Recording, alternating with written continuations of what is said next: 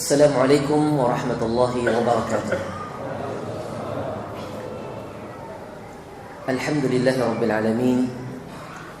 Wassalatu wassalamu ala sayyidil awwalin wal akhirin, nabiyina wa habibina Muhammad wa ala alihi wa sahabatihi wa azwajihi wa dhurriyyatihi wa man tabi'ahum bi ihsanin ila yaumiddin. Kaum muslimin yang dirahmati Allah Subhanahu wa taala, Bapak dan Ibu, saudara-saudari, hadirin kajian rutin atau kajian di Masjid Namirah yang dimuliakan Allah Subhanahu wa taala. Segala puji bagi Allah Subhanahu wa taala, Rabb semesta alam, yang telah mempertemukan kita kembali di tempat ini. Karena sebelumnya mungkin tadi pagi dan kemarin kita bertemu di tempat yang lain. Semoga Allah Subhanahu wa taala menjadikan pertemuan kita ini pertemuan karenanya, dan kita juga berpisah karena Allah Subhanahu wa taala. Kita bertemu dalam rangka menuntut ilmu syar'i, dan tidak ada jalinan yang lebih dekat setelah jalinan keimanan dan jalinan di atas sunnah, melebihi daripada jalinan sama-sama penuntut ilmu syar'i. Oleh karena itu, para ulama terdahulu sering mengatakan al-ilmu rahimun baina ahli.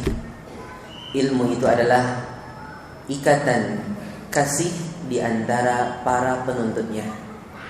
Saya penuntut ilmu, Anda semua adalah penuntut ilmu, maka tidak ada alasan bagi kita untuk saling memusuhi.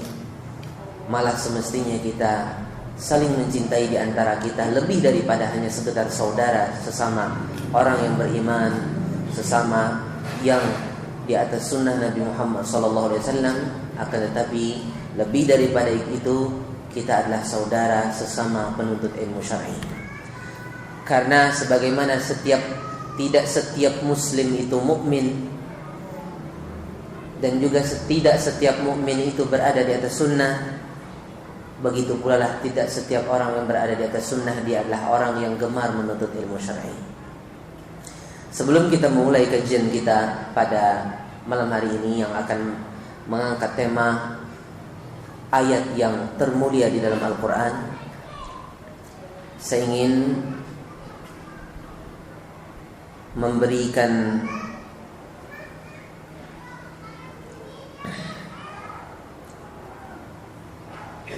pesan agar kita mendoakan,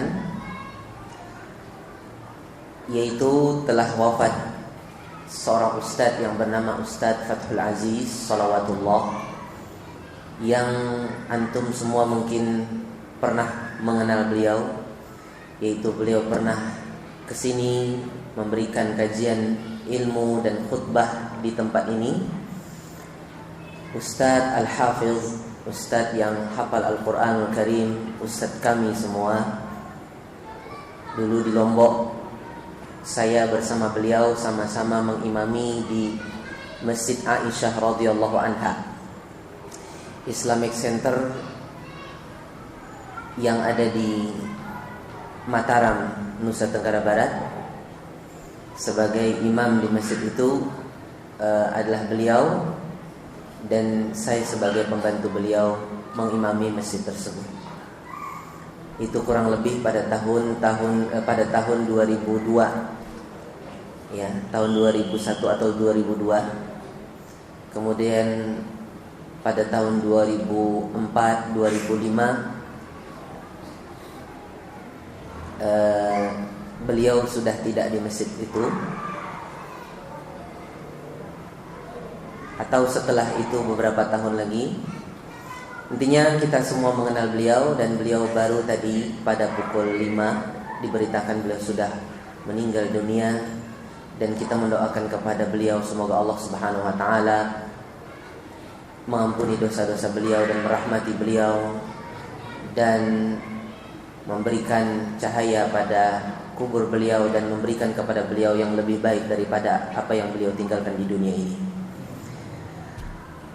Saya memberitakan hal ini bukan dalam rangka memberi kabar wafatnya beliau, tapi dalam rangka ingin mengingatkan antum-antum yang mengenal beliau, karena tidak ada forum yang mungkin lebih tepat untuk memberitakannya kecuali di sini, dan orang-orang yang mengenal beliau juga di sini, agar kita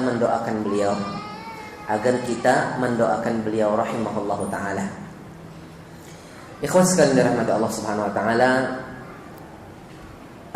beliau tadi tentunya kita kenal ahli Al-Qur'an yang mengajarkan Al-Qur'an, dan banyak para pengajar Al-Qur'an di Nusantara ini yang lulus atau pernah mengenyam belajar bersama beliau. Di antaranya mungkin Ustaz Rashidin yang menjadi imam di masjid ini. Dulu saya pernah dibonceng oleh beliau. Jadi Ustaz Fathul Aziz Salawatullah itu bawa saya dari Islamic Center ke pesantren beliau Ubay bin Ka'ab ketika itu. Kemudian baliknya dari sana yang membawa saya Ustaz Rashidin ini, kurang lebih tahun 2002, dan baru ketemu sekarang kembali. Jadi terakhir kelihatannya tahun 2002 itu, kemudian kembali bertemu di Balikpapan di Kalimantan ini. Bapak hadirin dirahmati Allah Subhanahu wa taala, kajian kita pada malam hari ini adalah ayat termulia di dalam Al-Qur'an. Kaum muslimin yang dirahmati Allah, kalau kita membahas apa ayat yang paling mulia di dalam Al-Qur'an, maka saya yakin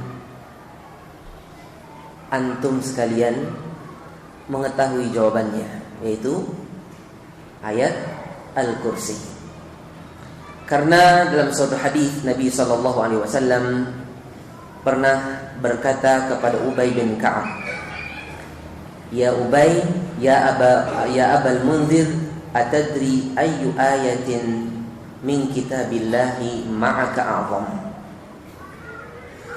Wahai Abu Munzir,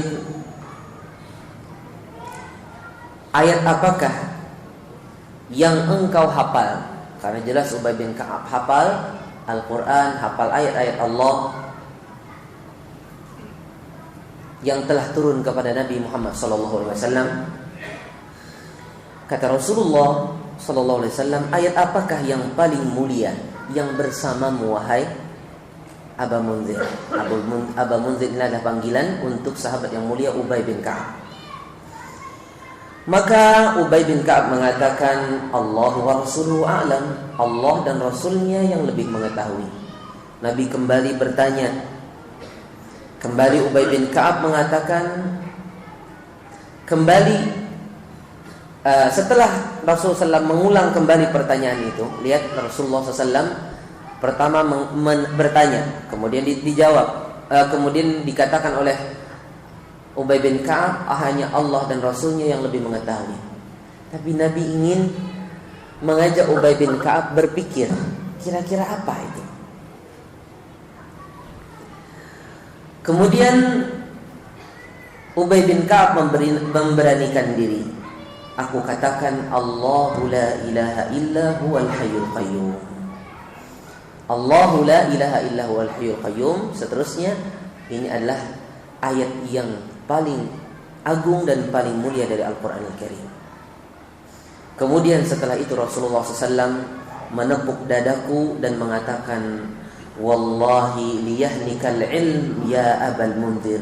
Demi Allah, semoga engkau diberikan ilmu yang membahagiakanmu, engkau dibahagiakan oleh ilmu wahai Abal Munzir. Hadis ini sahih diriwayatkan oleh Imam Muslim.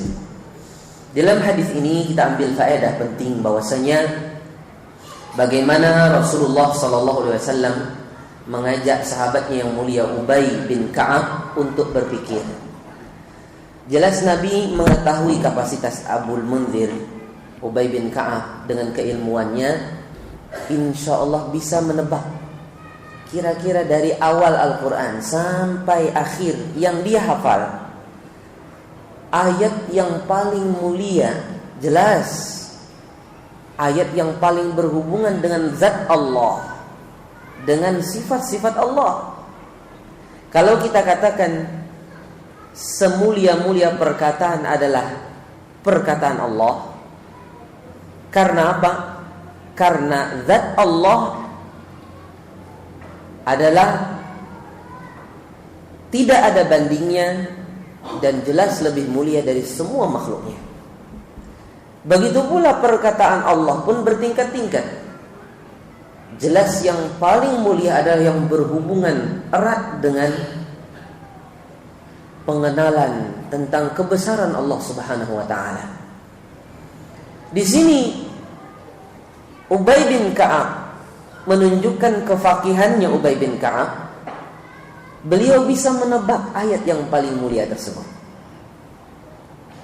Yang mana kalau ini ditanyakan kepada kita, apalagi yang jarang membaca Al-Quran, bingung apa ayatnya, apa ayat yang paling mulia. Jelas yang bisa menjawab ini adalah orang yang bukan hanya sekedar hafal, tapi juga faham arti-arti kandungan dari Al-Quranul Karim yang dia hafal atau yang dia baca. Ikhwas sekalian dirahmati Allah Subhanahu wa taala, inilah semulia-mulia ayat dalam Al-Quran. Kalau ditanya ayat yang paling mulia, jawabannya ayat Al-Kursi. Ayat yang kita dengar ini, ayat yang akan kita bahas ini dikenallah dengan ayat Al-Kursi karena disebut di dalamnya kata Al-Kursi. Tapi sekarang kalau pertanyaannya, semulia-mulia surat yang paling agung di dalam Al-Quran, apa jawabannya? Surat apa? Al-Ikhlas. Apa dalilnya?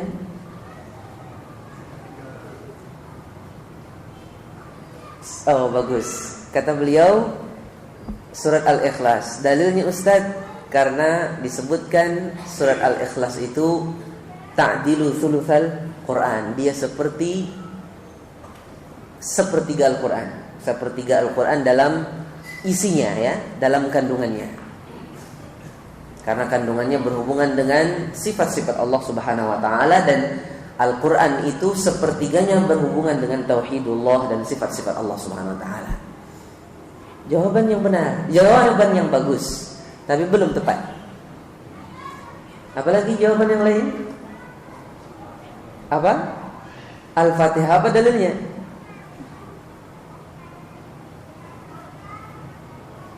Ada yang tahu dalilnya?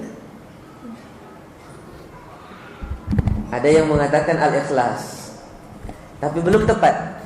Yang benar adalah semulia-mulia surat dalam Al-Quran adalah surat Al-Fatihah. Ya, sebagaimana yang dijawab akh yang kedua tadi, ini adalah semulia-mulia dan seagung-agung surat di dalam Al-Quran. Dalilnya diriwayatkan oleh Al-Imam Al-Bukhari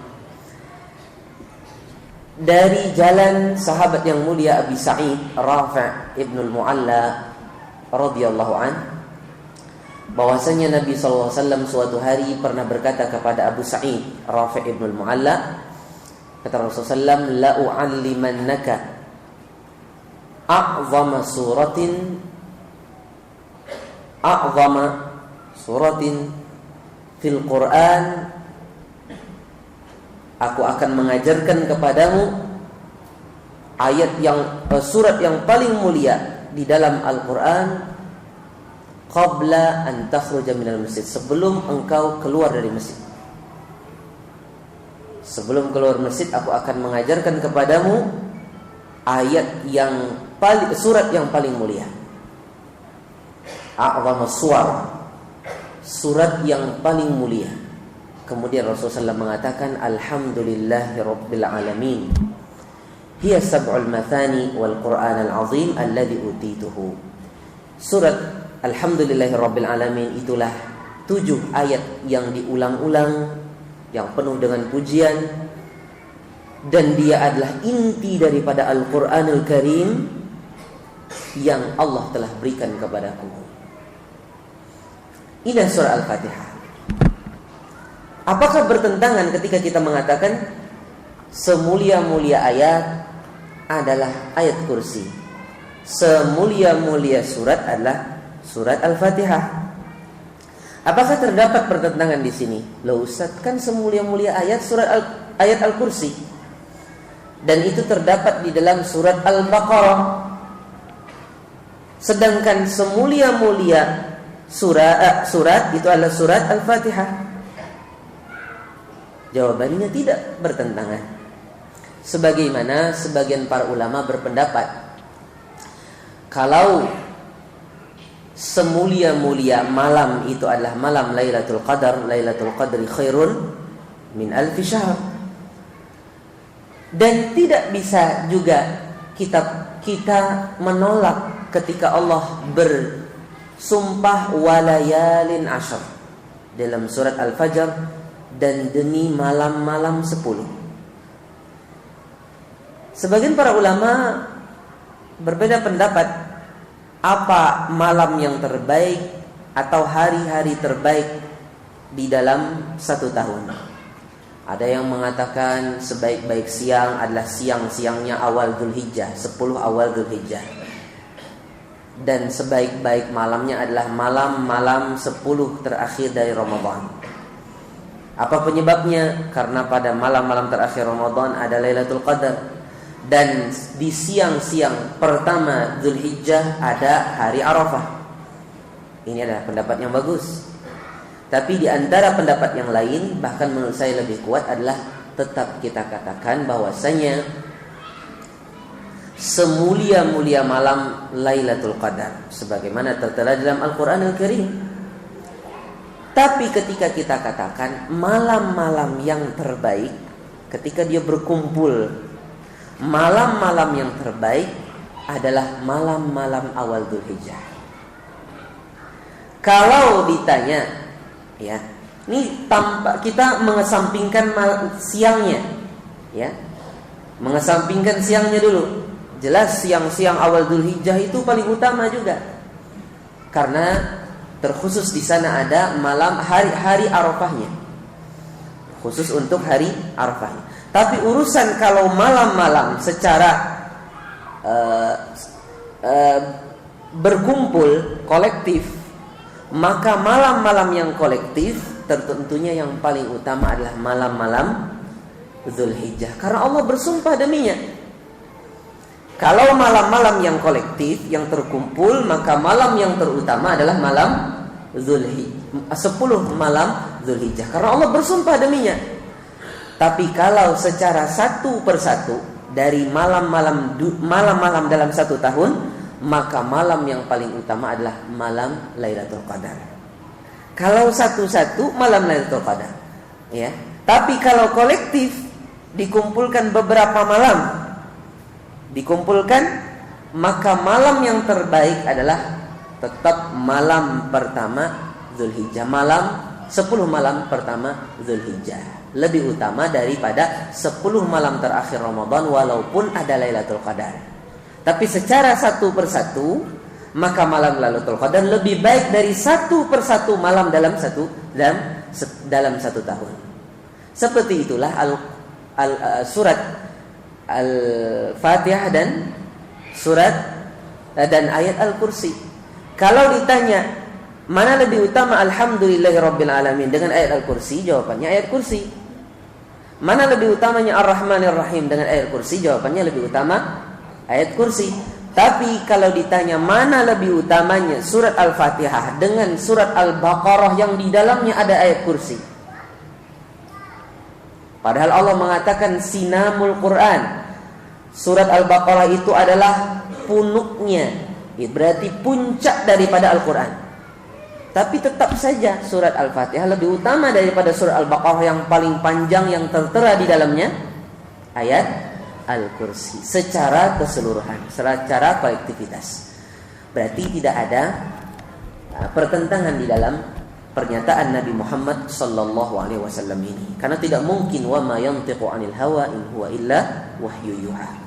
Kaum muslimin yang berbahagia, keutamaan ayat Al-Kursi banyak sekali. Kita membacanya di setelah saya dari sholat fardu kita, ya, karena ini menyebabkan seseorang yang membacanya masuk surga. Nabi SAW mengatakan, Man qara'a ayatal kursi dubura kulli salatin maktubatin lam yamna'hu min dukhulil jannah illa al-maut. Tidak ada yang menghalangi seseorang dari masuk surga bagi orang yang membaca surat Al-Fatihah setelah salat fardu kecuali kematian. Hadis ini ya menunjukkan bahwasanya hadis ini tentunya sahih, diriwayatkan oleh Imam An-Nasa'i.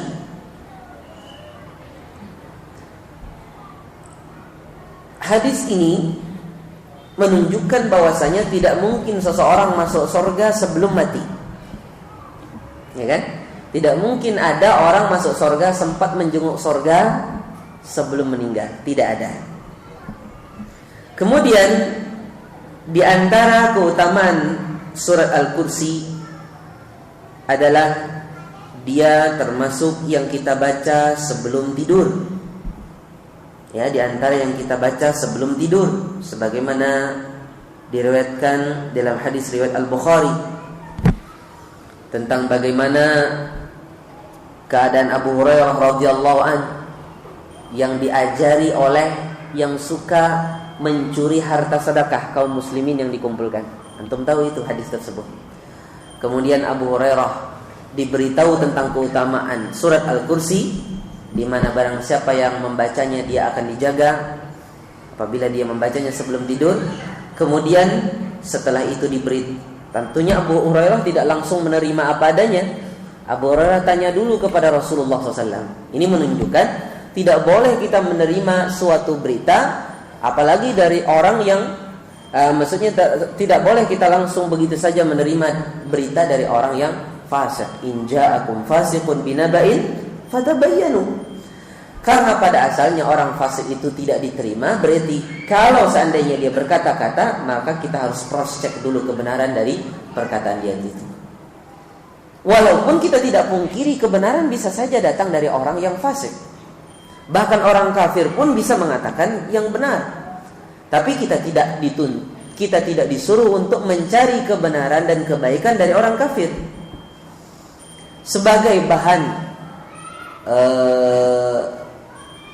sebagai pengingat bagi kita untuk melihat keadaan orang kafir yang lagi benar, agar kita jangan sampai malah kita sebagai muslim yang jatuh kepada kesalahan maka tidak masalah, tapi kita tidak disuruh, bahkan tidak dianjurkan untuk mengambil kebenaran dari mereka. Walaupun kalau ada kebaikan dan kebenaran dari mereka, kita secara objektif kita mengatakan ini kebenaran. Tapi untuk menuntut ilmu tidak. Makanya Rasulullah SAW ketika diceritakan itu, kata Rasulullah SAW, sadaqaka wa huwa kadzub, dia telah berkata benar tapi dia sangat pendusta. Apakah Nabi setelah itu mengatakan bahwasanya kalau gitu belajar saja sama syaitan? Nabi SAW tidak mengatakan hal tersebut. Sebagaimana di dalam Islam diajarkan objektivitas di dalam keadilan, ya, di dalam mengatakan atau kejujuran di dalam menilai sesuatu. Kalau benar orang lain walaupun itu lawan kita katakan benar. Sebagaimana Imam Asy-Syafi'i rahimahullahu taala, kata beliau, ma naza'tu ahadan, tidak pernah aku berdebat dengan seseorang kecuali aku berharap dia itu berkata benar, tidak sampai salah. Kalau kita sekarang kalau kita berdebat dengan orang berharap apa? Mudahan dia salah biar saya habisi dia. Apalagi kita mungkin punya ilmu sedikit sekali, tahu sedikit, mencoba untuk mendebat orang tersebut. Ya, kita berharap supaya dia salah biar saya benerin. Kalau Imam Asy-Syafi'i berharap agar dia berkata benar. Ya, kalau saya salah saya yang dibenerin. Ini menunjukkan keikhlasan orang-orang terdahulu, di antaranya Imam Muhammad bin Idris Asy-Syafi'i rahimahullah taala. Kita lihat di sini, kalau orang benar kita katakan benar, tapi bukan berarti sebaliknya kita harus belajar kepada dia yang sedang benar, tidak. Karena di dalam Islam juga diajarkan selektivitas di dalam menuntut ilmu. Berkata Muhammad bin Sirin, inna hadzal ilma dinun fanzuru amman ta'khuduna dinakum. Sesungguhnya ilmu itu adalah agama, maka lihat dari mana kalian mengambil agama kalian. Kaum muslimin yang berbahagia, dalam suatu hadis juga, tapi hadis ini diperdebatkan oleh para ulama tentang kesahihannya.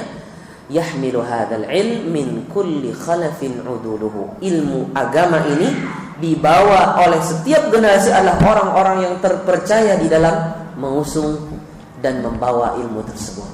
Orang yang terpercaya pada masing-masing bidangnya, yang sangat teliti dalam menyaring ilmu-ilmu tersebut dan menyampaikannya kepada umat. Ikhwan sekalian dirahmati Allah Subhanahu wa taala. Banyak tentunya keutamaan surat Al-Kursi atau ayat Al-Kursi ini, ya. Kaum muslimin yang berbahagia, mari kita sekarang tentunya juga di antara keutamaan surat ayat Al-Kursi, dia juga adalah ayat yang kita baca di sore, di petang hari dan di pagi hari pada zikir pagi dan petang. Sebagaimana sabda Nabi SAW juga kepada Ubay bin Ka'ab dalam suatu hadis yang dikeluarkan oleh An-Nasa'i dan At-Tabarani dan disahihkan oleh Albani rahimahullahu taala. Kaum muslimin berbahagia, Allah Subhanahu wa taala mengatakan dalam ayat ini, Allahu la ilaha illa huwal hayyul qayyum. Allah dahulukan namanya Allah. Kenapa Allah Subhanahu wa taala mendahulukan kata Allah di dalam ayat ini?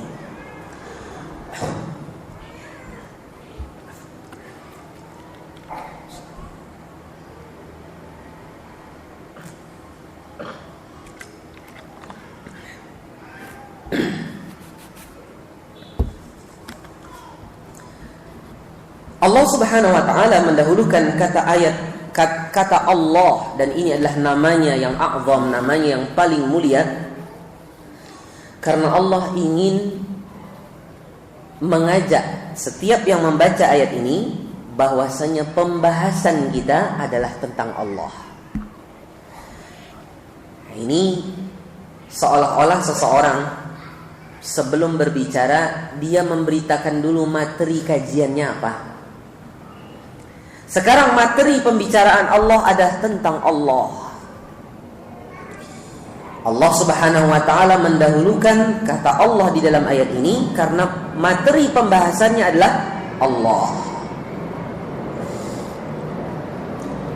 Sebagaimana pada surat An-Nur Allah mengatakan Allahu nurus samawati wal ard, mathalu nurihi kamishkatin fiha misbah.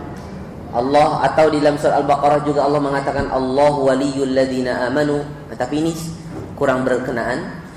Terkhusus dalam surah An-Nur tentang ayat yang diambil dari ayat tersebut penamaan surat An-Nur,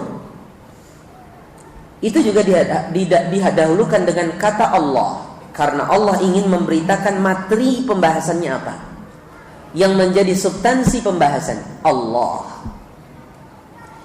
Di dalam ayat kursi ini ada kalimat-kalimat yang kalimat-kalimat itu secara tersendiri dia sudah bisa dijadikan sebagai predikat atau kata berita setelah Allah.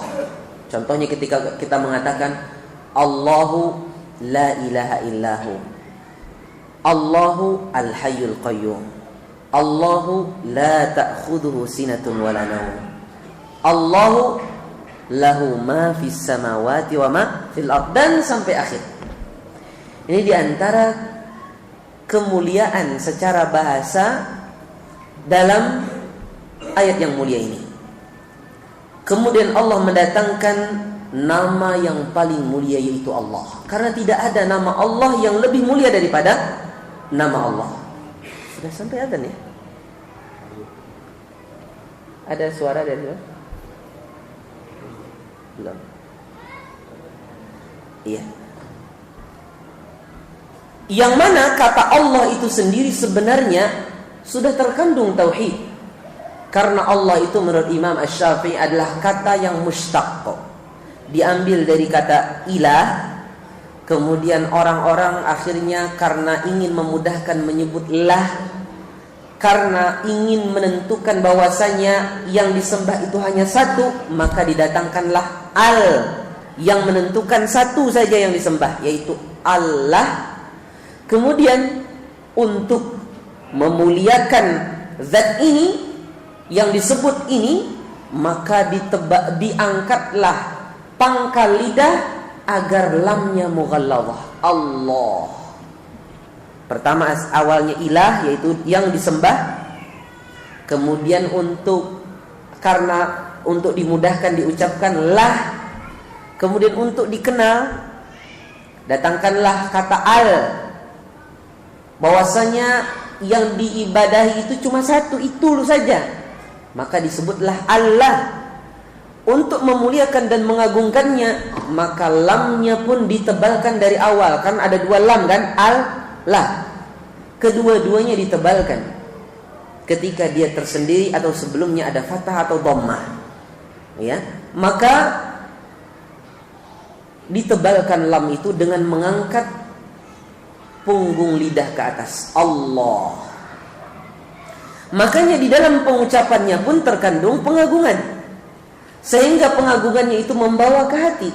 Makanya Bapak hadirin dirahmati Allah, ilmu membaca Al-Quran dengan benar, itu ilmu tajwid, itu bukan perusak hati kita untuk tidak mentadaburi Al-Quran, bahkan mendukung seseorang untuk mentadaburi Al-Quran. Semakin fasih dia, semakin dia mempelajari ilmu tafsir, dan semakin bertambah ketakwaannya, insya Allah semakin dia mentadaburi, semakin mudah untuk mentadaburi ayat-ayat Allah Subhanahu wa taala. Bukan malah semakin fasih dia, semakin jauh dari mentadaburi Al-Qur'anil Karim. Makanya disebut Allah dalam pengagungan, bukan Allah. Tidak mengagungkan lafzul jalalah, nama Allah. Seperti orang-orang kafir atau sebagian suku di Indonesia menyebut Allah itu dengan tipis, ya. Ya, umpamanya mengatakan subhanallah. Subhanallah. Kemudian dia mengatakan apa lagi, contohnya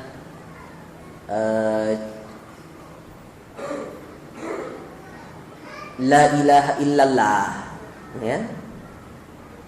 Kemana kamu? Pengen kemana? Ingin ke pesantren, Ustaz. Pesantren apa? Pesantren Hidayatullah. Ini tidak tepat. Hidayatullah, ya. Tebalkan. Siapa namanya? Namanya Fathullah, bukan Fathullah, ya. Siapa namanya?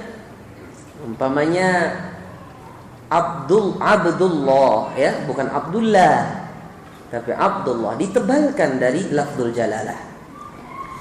Jadi dalam penyebutannya pun kita sudah mengagungkan nama ini.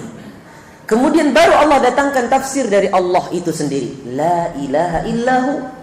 Tidak ada zat yang berhak diibadahi dengan benar kecuali Allah. Ini sebenarnya arti daripada Allah itu sendiri. Apa arti la ilaha illallah, Bapak? Tidak ada zat yang berhak diibadahi dengan benar kecuali Allah. Bukan tidak ada Tuhan kecuali Allah, karena banyak orang mengatakan tidak ada Tuhan kecuali Allah. Tapi giliran dia pulang ke rumah, dia gosok-gosok batu akiknya itu, ya, dia bersihkan, dia poles, bahkan mencari air khusus untuk membersihkannya, sambil dia berharap suatu kemujuran dari batu akiknya tersebut yang bisa membantu dia dan sebagainya. Padahal dia mengatakan tidak ada Tuhan kecuali Allah. Bukan Allah, ya, Allah. Bapak ini dirahmati Allah Subhanahu wa taala. Kemudian lagi, setelah Allah Subhanahu wa taala mengatakan la ilaha illa huwa, ini arti daripada Allah. Allah kedepankan tauhid dulu, mengenal bahwasanya tidak ada ilah yang berhak diibadahi kecuali Allah. Allah mengajak setiap yang membaca ayat ini agar tidak mensekutukan Allah dengan selainnya. Karena satu-satunya zat yang berhak diibadahi hanya Allah. La ilaha illa huwa.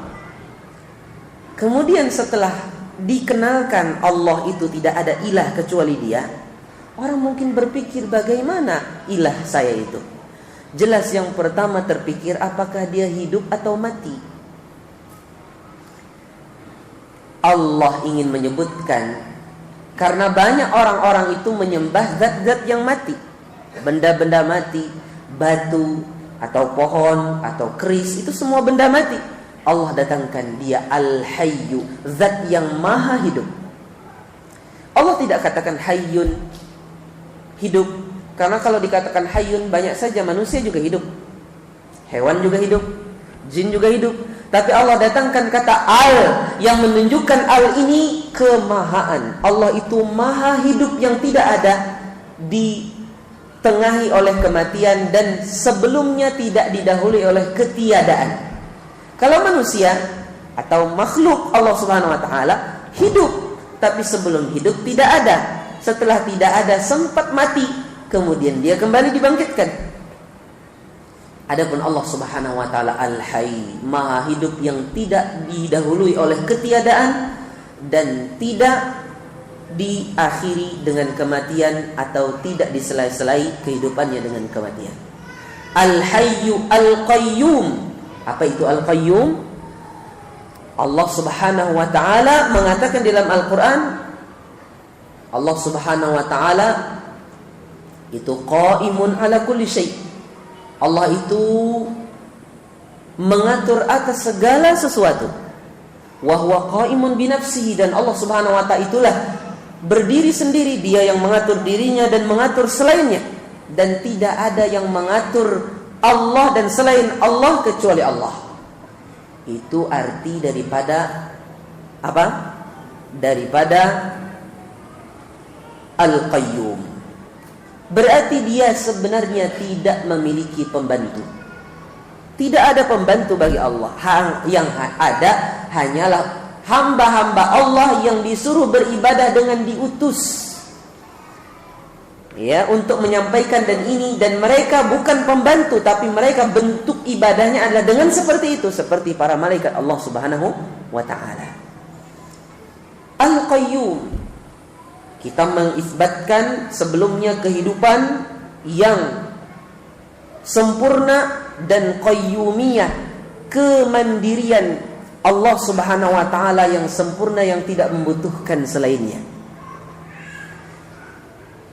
Ketika kita mengatakan Al-Qayyum itu qiyamuhu binafsihi atau qiyamuhu ala ghairihi binafsihi, maka bukan berarti kita akhirnya menafikan sifat-sifat Allah yang lain.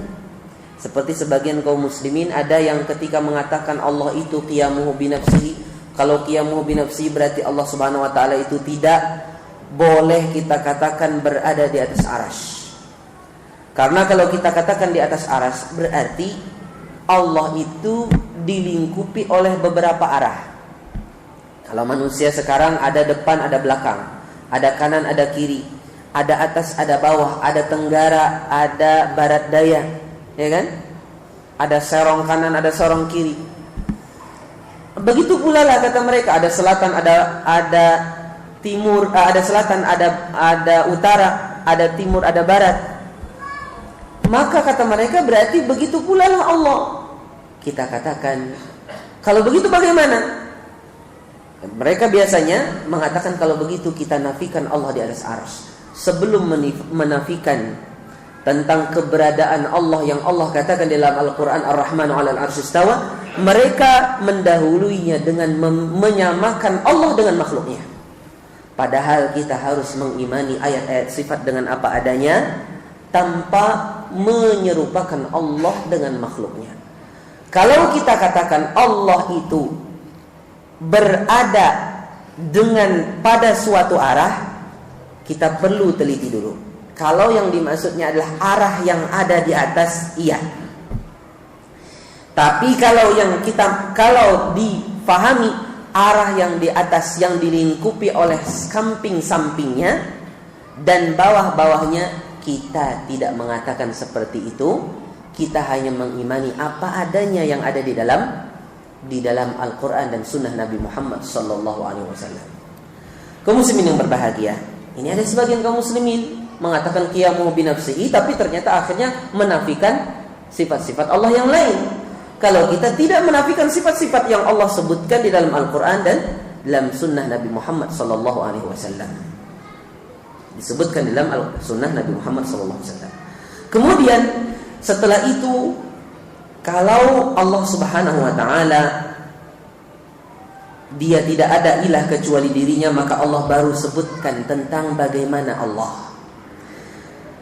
Kalau dikatakan dia hidup dan dia itu berdiri sendiri, mungkin di sela-sela hidupnya itu masih ada perlu istirahat. Kan dia berdiri sendiri, iya, tapi dia perlu istirahat. Allah nafikan pemahaman dan pikiran seperti itu. La ta'khudhuhu sinatun wala naum. Dia tidak dihampiri sedikit pun oleh apa? Oleh kantuk, oleh ngantuk yang itu sebelum tidur, tidak pula dihampiri oleh tidur. Ini menunjukkan Allah itu selalu hidup dan selalu menyertai, dan Allah Subhanahu wa taala selalu melihat kita. Kalau dikatakan haya, ini menunjukkan bahwasanya Allah itu maha mendengar lagi maha melihat, dan dari semua sifat-sifat yang menunjukkan kemahahidupan Allah. Karena kalau kita di dunia saja, orang yang mungkin tidak mendengar atau tidak melihat, itu kan kehidupannya kurang menurut kita. Masa kita katakan Allah tidak mendengar, tidak melihat? Ketika kita katakan Al-Qayyum, berarti kita mendatangkan sifat-sifat yang lain. Berarti Allah itu maha mengetahui dan maha bijaksana dengan apa yang dia perbuat. Maha mengetahui dan maha bijaksana dengan segala takdir-takdir dan kekuasaannya. Kaum muslimin yang berbahagia, jadi dengan kata Al-Hayyul Qayyum sebenarnya sudah mencakup semua sifat-sifat Allah. Tapi di sini Allah hanya ingin menyertakan ayat yang menunjukkan tidak ada kurangnya. La ta'khudhuhu sinatun wala naum, tidak dihampiri oleh kantuk, tidak juga tidur. Kenapa wala naum didatangkan lagi tidak pula? Padahal kan cukup saja tidak juga tidur.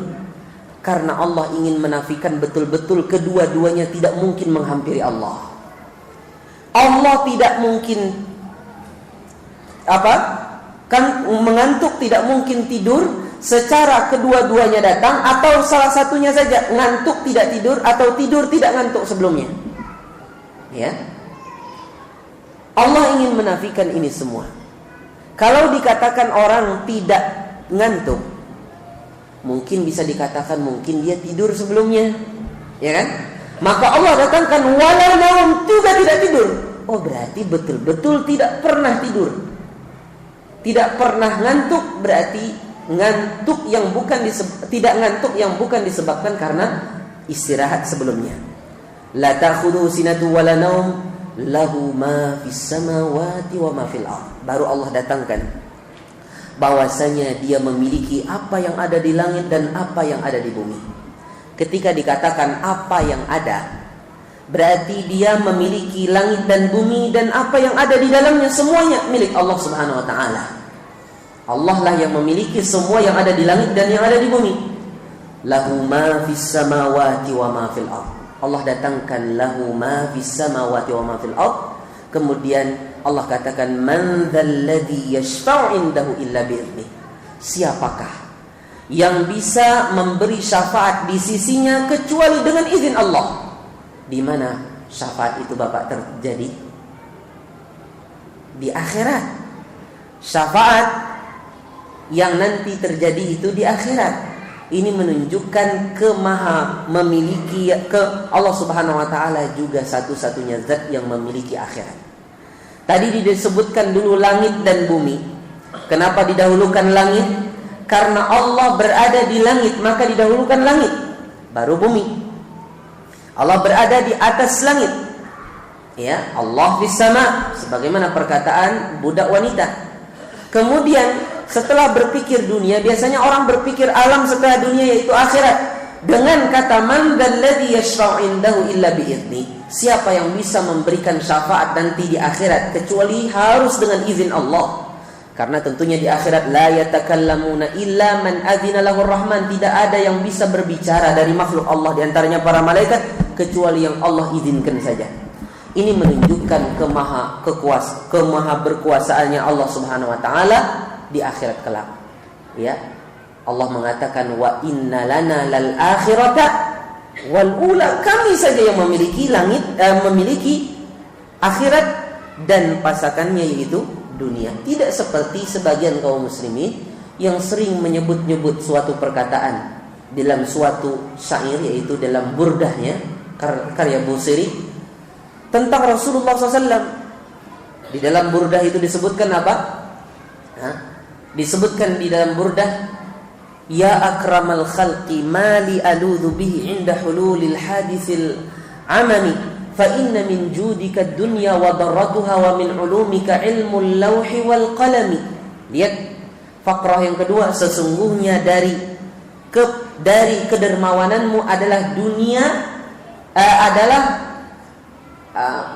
dunia dan pasangannya yaitu akhirat. Berarti yang menjadikan dunia dan akhirat ini Nabi Muhammad SAW dalam perspektif pengarang syair ini yaitu Al-Busiri.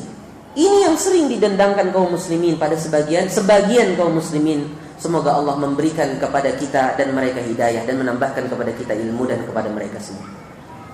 Di kaum muslimin yang dirahmati Allah, ini seolah-olah ini telah menempatkan Nabi SAW kepada tempat yang bukan tempat beliau. Padahal dunia dan akhirat ini tidak ada yang memiliki dan mengaturnya kecuali Allah Subhanahu wa taala. Yang memberi syafaat di akhirat kelak hanyalah orang yang diizinkan oleh Allah Subhanahu wa taala. Pertanyaan yang berarti nafi, berarti tidak ada yang memberi syafaat di akhirat kecuali dengan izin Allah. Ya, kecuali dengan izin Allah. Bahkan Rasulullah sendiri setelah sujud di hadapan Allah, beliau baru disuruh mengangkat kepala beliau, baru diizinkan untuk memberi syafaat. Semuanya memberi syafaat setelah diizinkan oleh Allah Subhanahu wa taala. Kemudian setelah itu Allah mengatakan ya'lamu ma baina aydihim wa ma khalfahum. Ilmu Allah itu ilmu juga yang sempurna, yang mengetahui yang akan terjadi di hadapan dan yang akan terjadi kemudian yang belum terjadi sekarang. Ya'lamu ma baina aydihim wa ma khalfahum. Ini ilmu yang sempurna. Kalau ada sesembahan selain Allah, dia mungkin benda mati tidak mengetahui, ya. Bahkan tuannya lah yang mungkin yang merawat dia. Seperti batu akik dirawat, bukan yang merawat kan? Tapi di sini Allah Subhanahu wa taala Maha mengetahui. Kalau batu akik tidak mengetahui kita, Allah Maha mengetahui. Kemudian Allah datangkan masyiah Allah, wala yuhituna bi syai'in min ilmihi illa bima syaa. Dan tidak ada satupun dari makhluk Allah yang bisa merangkum dan mengetahui daripada ilmu Allah kecuali bima syaa, kecuali dengan yang Allah kehendaki. Bima syaa yaitu dengan kehendak Allah dan dengan kadar yang Allah kehendaki. Dengan kehendak Allah, bukan dengan kehendak yang lain. Dan dengan kadar yang Allah kehendaki. Sebagian para penuntut ilmu yang belajar di sebagian daerah di Yaman dan di bagian tempat itu ingin menuntut ilmu, disuruh guru-gurunya datang ke kubur itu, minta dari kubur itu syafaat agar engkau bisa dapat ilmu yang banyak. Akhirnya mengunjungilah beberapa tempat-tempat tersebut. Ditanya, kenapa engkau? Agar saya banyak dapat ilmu, datang ke kubur ini, minta kepada kubur ini. Kaum muslimin yang dirahmati Allah Subhanahu wa taala, jelas ini adalah suatu kesalahan di dalam akidah dan suatu tindak kesyirikan. Kemudian Allah menyebutkan setelah itu, Allah menyinggung sedikit tentang zatnya yang maha besar. Allahu Akbar.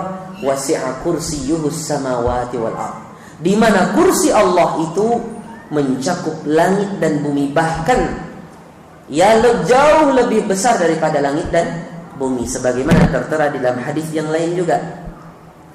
Ya, tidaklah langit yang 7 itu dibandingkan dengan kursi kecuali kahalqatin ulqiyat fi ardi falah.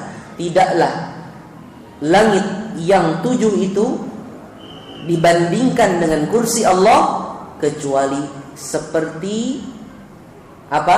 Seperti cincin atau seperti kalung yang dilempar ke gurun pasir atau ke tanah lapang. Bagaimana Bapak? Sangat kecil sekali. Dan kursi itu adalah tempat Allah meletakkan salah satu kakinya. Tempat Allah meletakkan kakinya. Kaum muslimin yang dirahmati Allah, kalau ini kebesaran Allah dan kita tidak bisa membayangkannya, ya, ini sudah menunjukkan sindiran tentang zat Allah. Ketika disebutkan wasi'a kursiyyus samawati wal ard, kemudian Allah katakan wala ya'uduhu hifdhuhuma, dan tidak menyulitkan Allah di dalam menjaga keduanya, yaitu langit dan bumi. Mungkin kalau kita punya benda yang kecil, umpamanya kita punya benda elektronik yang sangat kecil, ketika kita sedang memperbaiki benda yang kecil itu, kita akan kesulitan, mungkin butuh pembesar, ya, kaca pembesar dan sebagainya, butuh cahaya, susah karena benda kecil sekali. Allah Subhanahu wa taala dengan kebesarannya atas langit dan bumi, wala ya'uduhu hifdhuhuma, tidak menyulitkan Allah di dalam menjaganya, memeliharanya dan mengaturnya. Kemudian Allah tutup ayat yang mulia dengan mengatakan wa huwal aliyyul azim, dan Allah itu maha tinggi dan maha mulia, maha agung. Tinggi keberadaannya, tinggi kadar Allah Subhanahu wa taala, dan tinggi dengan sifat-sifatnya. Di sini menunjukkan Allah Subhanahu wa taala berada di atas. Kenapa seseorang mengatakan ini berkali-kali dalam setiap harinya tapi masih saja mengatakan Allah berada di mana-mana, atau yang lebih sangat kita sayangkan dan sedih lagi, ada yang ditanya di mana Allah? Di mana ya? Belum tahu saya Ustaz. Padahal Allah adalah zat yang berada di atas segalanya. Allahu wa huwal aliyyul azim. Ditutuplah ayat ini dengan sebaik-baik, ya, di antara sebaik-baik nama Allah, yaitu Al-Ali, Al-Azim, yang maha tinggi dan yang maha agung. Didahului dengan Al-Hayyul Qayyum, dan didahului juga dengan, diakhiri dengan Al-Aliyul Azim. Di dalam Al-Quran, ya, Allahu la ilaha illa huwal hayyul qayyum ada dua tempat di dalam ayat ini dan di dalam awal surat Ali Imran. Begitu pula wa huwal aliyul azim juga terdapat di dalam dua tempat juga, di dalam ayat ini dan di dalam surat Asy-Syura. Dan di dalam surat Asy-Syura ada dua tempat. Kemudian kita lihat dari awal, Allahu, kemudian la ilaha illahu, Allah mendatangkan dua nama. Yang dua nama tersebut mengandung sifat yang mencakup sifat-sifat yang lain, Al-Hayyu dan Al-Qayyum. Kemudian la ta'khudhuhu, dia tidak dihampiri dua perkara juga, sinatun wala naum, kantuk dan tidur. Kemudian apa setelah itu? Memiliki dua perkara juga. Allah yang memiliki ma fis samawati wa ma fil ard, dan kedua-duanya sebenarnya adalah dunia. Kalau dunia ada pasangannya man dzalladzi yashfa'u indahu illa bi'izni, akhirat. Dunia dan akhirat dua lagi, ya kan? Ya'lamu ma baina aydihim wa ma khalfahum, tahu yang telah berlalu dan tahu yang kemudian, dua perkara juga. Berarti tahu segalanya, bahkan yang ada di dasar laut pun dia maha mengetahui. Dua perkara lagi. Kemudian setelah itu apa? Ya. Wala yuhituna bi syai'in min ilmihi illa bima syaa. Wasi'a kursiyyuhu samawati wal ard. Dan kursi Allah Subhanahu wa taala itu mencakup bahkan jauh lebih besar daripada langit dan bumi. Dua perkara lagi. Ya, wala ya'udu hifdhuhuma. Kemudian setelah itu Allah mengatakan dua namanya, yaitu Al-Aliyul Azim.